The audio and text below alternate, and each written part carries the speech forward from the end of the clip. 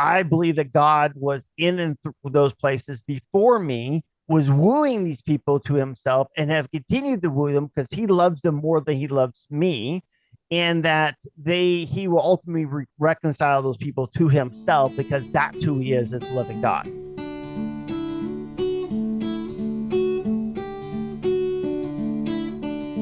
Hey, welcome to Fractured Faith, a Mosaic of Belief. This is your host, Joshua Hopping. And I'm Angel Ford. And today, we want to talk a little bit about hell. How's that for a topic? So, one of the kind of the reasons I wanted to talk about hell is I had a coworker recently that was sharing a little bit of her story. And it really was a sad story where she grew up kind of in and around the kind of your typical evangelical Protestant church.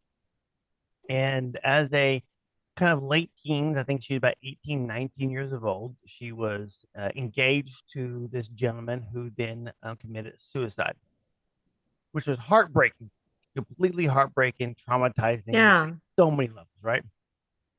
Well, yeah. unfortunately, the church community, including some of her relatives, um, really kind of latched onto this concept that by committing suicide, there was a sin, and this gentleman now is burning in hell, this conscious tormenting Mm, hell, and he will be forever in this state of torture because of his actions of suicide. Now, as you can hmm. imagine, that you have the trauma of the, person you're engaged to, you love them, you're passionate, you're looking to get married to them. All of a sudden, they're dead, and trauma is going on to them. And now you have the family and the church who should be your kind of that place to support you, to cry with you, to weep with you, and they're coming against Yeah, you in kind of some awful ways, right? And so that right. really got me thinking about how what this topic can do to people, the mental health of this topic, and what is the message we're sending to people when, as a kind of a church, we're emphasizing this ideal of internal conscious torment around the places. Because in her Right. case, she's give up on church. She has no desire at this point, and this has been 18, 20 years, right? So it's been 20 years now, but she has given out completely on the church and on Jesus because of this experience based upon this doctrine. And to kind of make sense of this one, is her church family and her biological family. I don't think they were trying to be mean. Like, they weren't Right. purposely trying to harm her. They were probably just as torn up and tormented about this as she would, maybe a little less because it was her fiance and but a Right. close friend of. I just think that this was the only view that they were aware of, right? Hmm.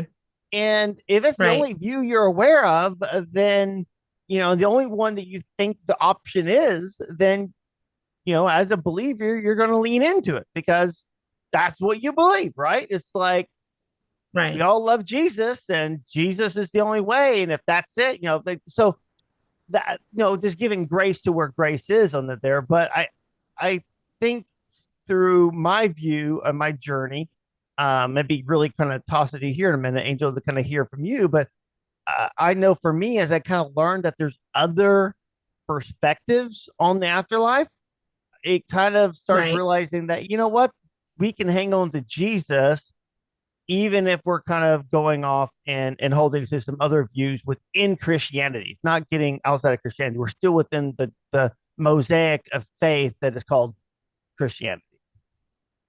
Right. Yeah. Well, and I mean, one, that's awful. And I'm so sorry that happened to your friend. And also, I know that has happened to so many other people. Because growing up, I was raised in my faith, that was like the theology that I was introduced to. And so I've had close friends and family members who had committed suicide. And so I actually walked that for a long time thinking that was the case. Now, I don't ascribe to that theology anymore, but it took probably over a decade for me to land there. But it is hard. It is really, really hard to exist within a theology that believes that. And yeah, who even are the safe people to talk about it with, who don't understand like how to like navigate those conversations is also really hard because like let's say we knew definitively without a doubt that that 100% is the correct theology, right? Is that if you commit suicide, you automatically go to hell. There needs to be so much education of how to have that conversation if that was like the universal accepted theology. Right. And I think within there we got I think there's almost two pieces to this issue, this conversation. So one is on suicide and why that's considered a Hmm. sin. And I think for a lot of people it's because murder is a sin. So if you're murdering Right. yourself, it's a sin. Right. Right. Um and it kind of goes back to Judas Iscariot, and he went and hung himself after he betrayed Jesus. So there's that kind Hmm. of nuances. Now, of course, even in that though, I have to question because I'm not sure if one action, you know, maybe poor in choice, and it's the final action, if that necessarily separates you from the love of God, right? Because there's a lots of Hmm. people who have committed murder, Paul and David and other folks within the Bible who have been held up as, hey, these are great people. They screwed up in the past. They were forgiven. They made restitution, and then they go forward. And so it's Hmm. like, why are we hanging out on that one topic? I mean, onto that one action as being definite. But that's probably a side issue. But I just want to bring that up as well because I'm like, that's a whole topic in Right. itself and that nature. It And is. then the second issue really is the afterlife. What happens after we die, and most specifically, what happens to those who do not follow Jesus once they die? Right. Right. And yeah, and so I think like you, I grew up with this ideal, really the picturesque kind of typical cultural view of hell with the fire, the brimstone, the gnashing and gashing of teeth. That kind of view was the only option I knew of for the longest time. Yeah. Um, that was it. I Well, mean, even like even that like not even like what gets you into hell, but what does hell actually look like and what are the rules of hell? yeah, true, yeah. So you mentioned that you had Yeah. shifted from that. Like, so walk us through like what brought you to that point. Like, what kind of hit you to say, "Hey, there might be other options out there," and then what did you end up landing on? So, growing up, I was pretty isolated in this religion in Western Oregon. And really, what got me shifted was when I uprooted and had to move to Idaho. And, like, and I think we've talked about this before, like, it was a very conservative, you wear dresses or skirts on Sundays kind of thing. And coming from like these legalistic things where they didn't say it was a sin to not to do certain things, but there was definitely a lot of legalistic high judgment on things, right? Like even wearing jewelry was a point of contention to be in the work. And so when I moved out into Idaho, and it took a while, but when I was like, oh, well, I mean, if I could really love Jesus and be in the work and wear a necklace, then what else did I get wrong? And Ah, so the it was like necklace this gotcha. journey of reconstruction, right? Right, right. It was this journey of reconstruction where I was just willing to look at everything that I believed and just look at it critically and be like, okay, why do I believe this? And let's start digging in. And hell was honestly one of those things that I was reluctant to touch. Because sort of my thought behind it was like, well, I'm not going to hell, so what does it matter? Right? Like, and so I just never really touched it. Um, and I still think that to an extent when engaging in conversations with people, but I also think it's pretty negligent to not look at it at all because it is a real thing. I think I weighed it in levels of importance differently. Um, but I eventually did come to a point in my faith where it's like I do have to land somewhere on this topic and still be open to being wrong, right? Because brilliant theologians, like way smarter than me, don't even agree. So I'm open to being wrong, but I did have to choose something for myself of like, okay, based on scripture, based on my relationship with God, based on what I know, like this is where I land. And so where do you land? Like what view do you have these days? As far as like how to get to hell or what's it look like? No, like what's it look like, or is there a hell? Yeah. So So I asked, I don't think it's fire. What's that? you don't think it's fire, okay? No. But you think there actually is Yeah. a place called like, or a place that's I mean, hell is the English word for it, right? But so you do think there is a Hmm. place of separation per se, Yeah. maybe not without any fire, but it's Yeah, still yeah. I was separate. gonna say, like, I don't think it's I don't, and this is kind of where it gets a little heady, and my brain doesn't work very well in E3 thoughts. But in my brain, it's not like, Texas on a map. I don't know if it's like a place. I do think of it more as like maybe a void is probably a better way to describe it in my brain. And it's just a separation from God. It's like where God is, you aren't, and that's hell. Ah, gotcha. Interesting. Okay. So for Yeah. me, Yeah. I actually kind of took a different perspective. For I actually was first Hmm. introduced to a different views of the afterlife, um, probably about little over 15, 20 years ago. And I was actually Hmm. associate pastor at the point, and I had a sister-in-law who wrote a paper for her master's. She was going to school, master's of English, I think, but it was at a evangelical school, and she wrote a paper on annihilation. And so I read that paper, and I Oh, actually okay. found a lot of just a lot of perspective there that I had not been aware of before. And that started me on a journey that really kind of opened the door from this view of this separation from God concept as a place. So for Hmm. those listeners that don't know, annihilation is this view that those who do not follow Jesus, the non-believers, they will simply cease to exist.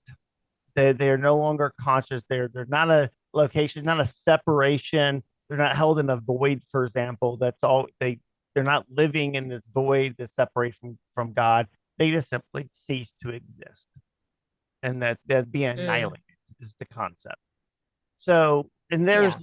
there's a Yeah. lot of biblical texts that kind of support it here and there, and like a lot of the stuff is you have a lot of first century Hebrew and Greek thoughts that's intermingled throughout the years with European thoughts and other thoughts, and so it's not really cut and dry, quite frankly, like a lot of stuff in theology.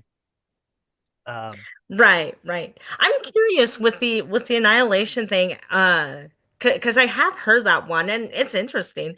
How would you describe or like explain the passages of like the weeping and the gnashing of teeth and people like being in that punishment if they just cease to exist? So they're the different, and that the folks would actually kind of come at that differently. Some folks would say that that is more poetic in the nature of coming on there, right? That it's not Mm, like staying this forever.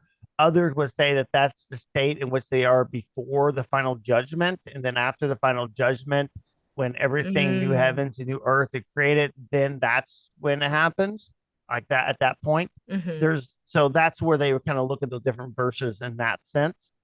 There also is a sense mm-hmm, of philosophy involved as in a lot of stuff in a positive sense, as in how, if you look at the nature of God, and if God is love, and God is seen most clearly in the person of Jesus Christ of Nazareth, and then if Jesus Christ of Nazareth, if all things exist in and through Jesus, if quote back in several scriptures, and I think it was Galatians and some other ones, and even First John, in if all things that are made, all things that will be made, all things that have been made, visible and invisible, are through Jesus, at what point was or why would Jesus, God, continue to operate a secret torture chamber, right? Whether that's hell, Mm, a flames or worms or a void or whatever that may be. It's like, does that really hmm seem like the type of God that we want to follow? Does that seem like the God that's revealed in scriptures rather than it being more of a poetic or kind of a nature of human language trying to give kind of emphasis to, hey, stop what you're doing, right? So there is Right. I that feel like kind you're of concept. operating too much in like a dichotomy there. Like I feel like you're leaving out a lot of variables just looking at it that way though. I say that that's one part that they're looking at. I mean, and I think that's the Sure, argument that sure. some of these folks that would be made. Now, I see. I and I would say that actually there is a part of that that does make me think, though, to be quite frank. I mean, there again, we could get into a lot of the biblical verses and stuff, and I think for this podcast, and like there's some that we could dig into, some we may not dig into, because there's a lot to be think, a Right. lot of factors at play in all these views, right? And my hope is for those listeners to let you know that there are other views. And annihilation, I hmm think John Scott's a big proponent of this one, and there's been a lot of evangelicals who have actually locked in on this one. Like this is something that's in mainline evangelical hmm annihilationism. This is not something on the edges, it may speak, right? So Right. it really is something that actually comes in, and actually people can look and read a lot of different books about that particular place. Take a look and say, hey, what is going on there? How do they actually take that in place? How do you actually deal with these scriptures? But I do think there is something in play. And for me, the ideal of what would a living God continue to operate this kind of this chamber? Does that fit with what I know in the scriptures? Sure. And I had to question that. So that was definitely a place of me realizing that, hey, there's something else coming on there. Now, I will say though that I didn't stop there. This is the hmm deconstruction slippery slope, I guess. Right. So that was one that just kind of opened my eyes up to, hey, there are some other views happening. And then as Right. Yeah. I started going deeper, and even during my own master's of theology and culture degree, I was introduced to Christian universalism. Christian hmm universalism is this notion that through Jesus, there is this emphasis of Jesus. You have to be Jesus. Through Jesus, all souls and all beings are eventually reconciled with God the Father. Okay. So no matter hmm what walk you went in life, no matter what happened, eventually at some point in the afterlife, you will be reconciled with God. All knees will bow before the throne, and that all of the world will be it. And they really like emphasis on the fact that it talks about all people will know him, right? So, but it hmm has to be through Jesus, because there is universalism that is non-Christian, which is outside of Jesus, that says that all religions are the same and that everybody's going to be at the same place. And it really kind of breaks down and ignores a lot of the differences, but within the different religions. But Christian universalism talks about how all beings will be reconciled to God, but it's through Jesus, right? Even Right. if that person doesn't know who Jesus is. So, for example, a non believer throughout history that maybe never even heard the message about Jesus, they would still come to Jesus because of the actions of Jesus, even if they were not aware of that action. Sure. Sure. So, that's a view. And this is the view that, quite frankly, I have come to land on more so than the hmm locate or the kind of the void or the internal conscience or even annihilations. I come to hold that view. However, I will Yeah. admit up front, before I know you're going to bring it out there, I do admit that there is a verses within the scriptures that make me even wonder or question that, because they don't seem to line up. There's verses I guess you can't explain away, because there definitely seems to be this sense hmm of people have a choice to deny God, and that there is Hmm. a way that God is willing to let them walk away. If Right. that makes sense, right? I think there's still places like, hey, Right. if you ignore them, and I don't know what to do with those, which is where the Hmm. annihilation almost makes more sense because if they walk away from God, then like okay, then they can cease to exist. You get away from that hell perspective, but you still that choice of playing it. So I kind of flirt between those Hmm. viewpoints a little bit. Yeah. Well, I think it's like interesting because from the sounds of it, and correct me if I'm wrong, because I am often, even with the annihilation one, there is kind of like this holding place that people are in for a while until the annihilation happens, right? Yes. Yeah. And so if we were to like follow that same line of like, why would an all-loving God like still like torture people, then like wouldn't it make more sense if it was like an automatic you're dead, zap you out versus like waiting? Well, could be. Now you could explain that also with the ideal. It depends on how you look at the end of the end, right? So Sure. Sure. is Like if I, Revelations. Yeah, let's figure that yeah, out. yeah, yeah. All right, next 5 minutes, we're gonna solve Revelation. Stay tuned, guys. This is exactly what it all means. Yeah. So it kind of goes back to if I die now, do I go, Hmm. am I in a waiting period before the end of the end, or do I go Hmm. directly before the end? The same thing is if I Hmm. died 1,000 years ago, am I in a holding pattern or do I go before the throne room? Right. Yeah. And Yeah. so there's that kind of questioning uncertainty a little bit in that.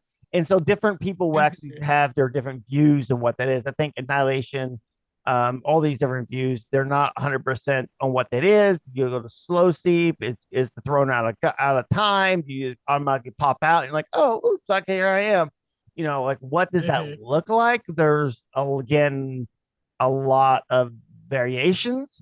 The Roman Catholic Hmm. Church and to some period Orthodox Eastern Orthodox Church talk about purgatory. It's really big, really in Catholic, so more so Hmm. in the sense that Hmm. I go to purgatory, it's a waiting room, and in purgatory, I may actually have some of my sins purged from me. That I have an opportunity to choose for God or to have that repentance that's happening in that place while Hmm. I wait for the throne room. And then after that Hmm. final judgment of the end of the end, then that's what happened. So Hmm. that's where that would be coming back to your main question is if I was an annihilationist and I said, hey, there is no waiting room, I die, you go before the throne, you're judged, and then boop, you're gone. Then that's one Hmm. way of saying, or you die kind of in a holding pattern. Maybe you're asleep, then you wake up before the throne room, you're judged, and then you pop out. Yeah. There's the mechanics that are at play. Right. Right. Yeah, I think it's all very fascinating and I'm kind of this is going to sound morbid. I'm really excited to die to figure out what it is because it feels like just one of those like a murder mystery game puzzle where it's just like, like I just can't wait for the director to call cut for us to figure out what actually happened behind the scenes. Yeah, that definitely that's odd, but okay. I mean, I'm happy to be alive. I'm not going to fast track that or anything. But it seems like a real like just one of those great mysteries, you know? It is. Now, if we go and talk about the implications of these views, if I go back to my coworker, for example, when you talk about the internal torment, that was something that drove her just away from the church because for her, the seeing her Right. fiance tortured was too much. She couldn't handle that, especially right then when you're Right. having this trauma Oh, already absolutely. of dying, right? So when we Hmm. hold to this, if we emphasize, are you saved? Are you going to burn in hell or not burn in hell, which a lot of our evangelism is based upon, it can actually lead to unattended consequences of people driving Yes. away. Now, at the same time, I think there are people motivated by this concept of I want to get out of hell, or I really do want to save people not to go to hell, so I'm going to work harder. to be able to do that. Mm, There are even right. people who say, what is the whole reason of Jesus if there's no hell? If you remove hell, then there's no reason for Jesus to come or to die, right? Because it's purely just the removal of hell or the salvation from hell, which is the only motivation for them for Jesus to actually come and to save us or to be around. And that's to me a very limited gospel. It's a very flat, narrow view of the gospel. I think part of the Hmm. gospel of Jesus says, "Come and follow me." There's a sense of living a life of being able to reflect Him, being made in His image, that He came to defeat sin and death, so that we can be more fully human and more fully us. And we want to follow Him out of that love and compassion, motivating to follow Him, not of the fear of death.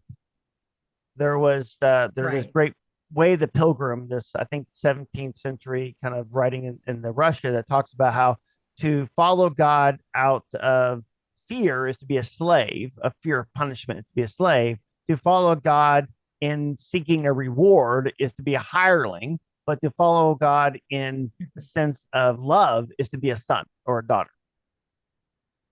Mm, So I think that that view of having this hell driving us can be problematic. Now, the same thing.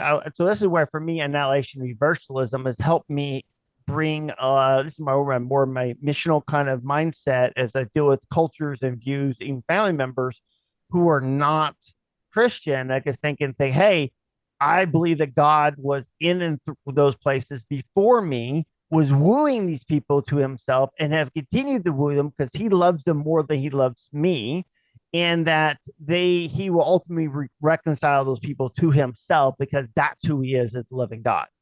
And that allows right. me, just that, quite frankly, just on a very selfish level, I love that God better than the other God of everything. I mean, it's just a better God to me, right? And to see that Yeah. that is allowed within Christianity. In fact, there were people within the first 200-300 years that held variations of all three of these. Okay, these views of hell are not new views. There's been people within the church who have held Right. these views for 2,000 years, and so if I get to choose, because none of these views are in the creeds, none of them have been locked down as saying you have to believe this. Um, Maybe I Right. want to choose the one that opens, like the more loving one. That's kind of my thought Mm, process. yeah.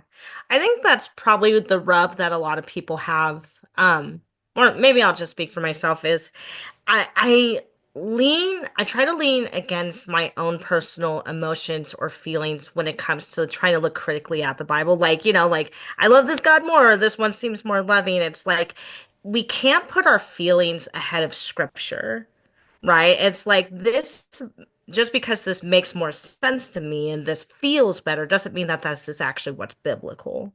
And so like I do agree, like the idea of a God who does annihilation does seem like a more loving God than, this hellfire and brimstone. But that alone doesn't mean that I'm right in thinking that annihilation exists and it's not hellfire and brimstone, if that makes sense. No, it does. My only pushback will go back to hermeneutics, because I think we always bring our Mhm. emotions, and we can never separate our emotions or logic from the scriptures, in the sense that we're that it always colors how we read it. Which is why I think Sure. I find hope and I find compassion in the fact that these are views that have been held by followers of Jesus for 2,000 years. Like, I'm not coming up with a novel Yeah. thing here. But Right, right. to your stills, what you said is something, is a caution that I think is worth mentioning, is that we Hmm. do have to be cautious that we don't want Hmm. to make God into our own image, and that there are things within the scriptures that Right. we sometimes we need to, take the good with the bad, so to speak. Like, there's a sense of like, oh, if I'm really am going to follow Jesus, and some of the stuff he says, for example, he says, "Love my enemies and hate my Right. enemies." I don't like that verse, quite frankly. I really hate my enemies. I'd rather not turn the other Right. cheek. Right. Okay, so there are definitely things that we have.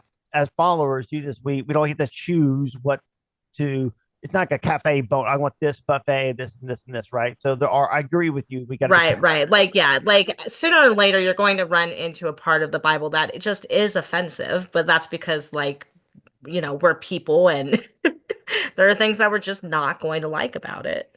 100%. So as we wrap up, though, at the kind of last couple of minutes, for those that are listening, as you kind of see, these are topics and things that are deep in a lot of variations of them.